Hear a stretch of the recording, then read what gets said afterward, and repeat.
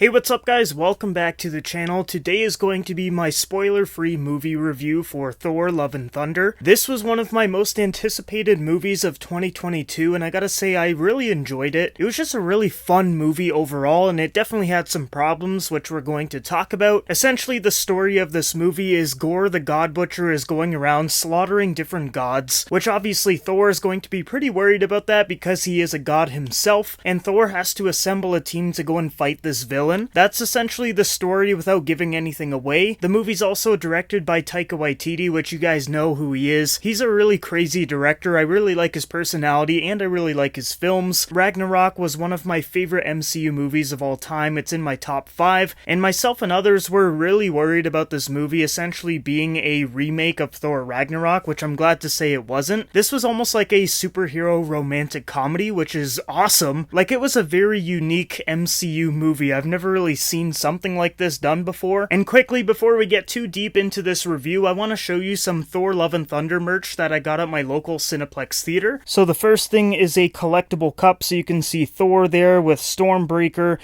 Then you got the Mighty Thor with Mjolnir.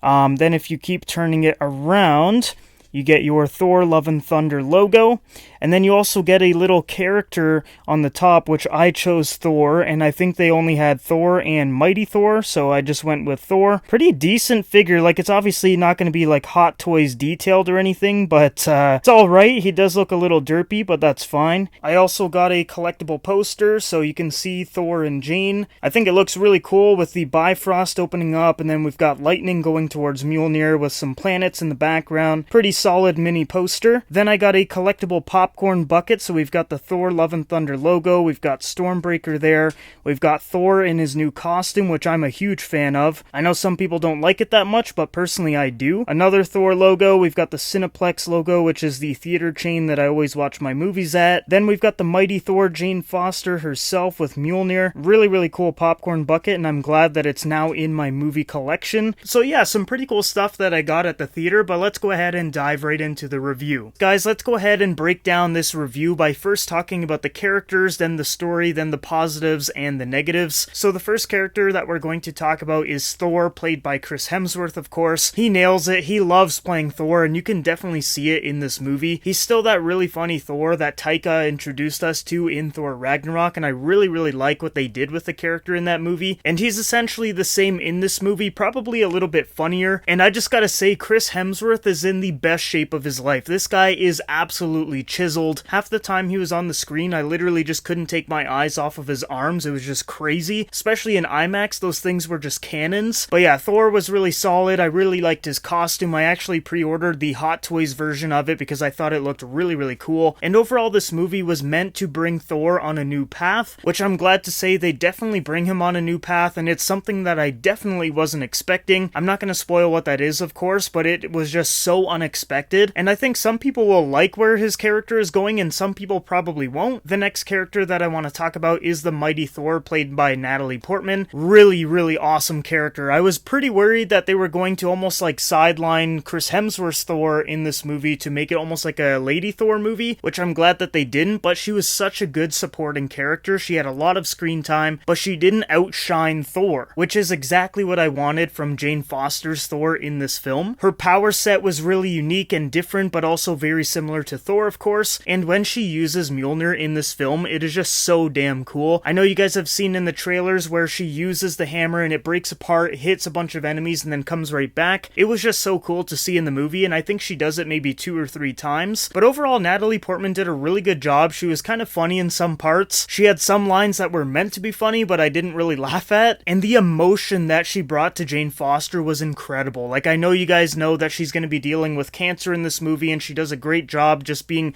you know, very deep with that story, and it's just very heartfelt, and I actually almost cried. It hits you right in the heart, some of the stuff that she has to go through in this film, and she did such a great job. And another great thing that Natalie Portman brought to this movie was a lot of romance. Like I said, this movie is a rom-com, and Chris Hemsworth and Natalie Portman have a ton of chemistry, and their relationship in the film is definitely explored a lot deeper than it's ever been before, and that was definitely one of the highlights of the the movie, and I'm gonna talk about it a little bit more when we talk about the positives. The next character we're gonna talk about is King Valkyrie, which was very, very good. Tessa Thompson did a great job. Her name is King Valkyrie because she currently rules over New Asgard, and Taika definitely explored her character a lot more in this film, and you get to learn a little bit more about her backstory, which was nice. She's a pretty good, badass supporting character for the movie who's on Thor's team that has to go up against Gorr. She has some awesome fight scenes, some great dialogue, she has some comedic scenes too, which was nice, and we get to explore a really cool friendship between Valkyrie and the mighty Thor. Now, onto the final character that we're going to talk about, which of course is Gorr the God Butcher, played by Christian Bale. I never thought I would see that guy in an MCU movie, but here he is, and he did a great job. This guy was terrifying. Like, he was one of the most creepy looking villains I've ever seen in a superhero movie, and Christian Bale did a really good job in this movie, just unfortunately he wasn't in it that much. I think if Taika gave Gorr the God Butcher maybe another 10-15 minutes worth of screen time, I think his character would have been incredible, but I still think he was a really good villain. I think he's probably in maybe the top 7 for MCU villains. Everyone was talking about this like it was going to be better than Thanos, and I don't know what they were talking about in my opinion. Like, yes, he was really menacing, he was really evil, he had some really badass powers, and Christian Bale did a great job bringing him to live action, of course, but there was just something missing. I'll get into what I didn't like about his character in the negatives, but overall he was a really solid villain. His powers were really cool, like shadow monsters and lurking in the shadows and just popping up. Really creepy villain, and he was actually kind of funny in some parts too, which I wasn't expecting, but he also brought a lot more seriousness to this rom-com movie. Pretty much everything in the movie is comedic, but then when you hit those Gorr the God Butcher scenes, it definitely gets a lot more serious. You can also empathize with Gorr the God Butcher, which makes you appreciate him as a villain a little bit more. It's always good when you can see the bad guy's perspective. That's what makes the villains great. That's what made Thanos so good, because you could really understand why he was doing what he was doing, and you can definitely side with Gorr the God Butcher in this movie too. I just think he needed a little bit more screen time. Now, for the story of the movie, I think it was pretty solid. I obviously can't talk too much about it because that would involve spoilers, but like I said at the beginning of the review, it's basically Thor dealing with Gorr the God Butcher. He has to assemble a team and fight him, and along the way they have to do a whole bunch of different stuff, and it was actually really interesting. I thought the pace of it was alright too, but I definitely think they could have extended it to maybe like a 2.5 hour cut instead of 2 hours. But overall, the story was pretty decent, very, very heartfelt and emotional in a lot of scenes, and it sets Thor on a new path. Now on to the positives of the movie, and the first one is the relationship between Thor and Jane Foster. Way better than we've ever seen in any MCU movie before. It is just so much deeper, so much more heartfelt. We get to see scenes from the relationship in the past, and it just really invests you into that relationship a little bit more, because we never really saw anything before in the other Thor movies. It was really just like Thor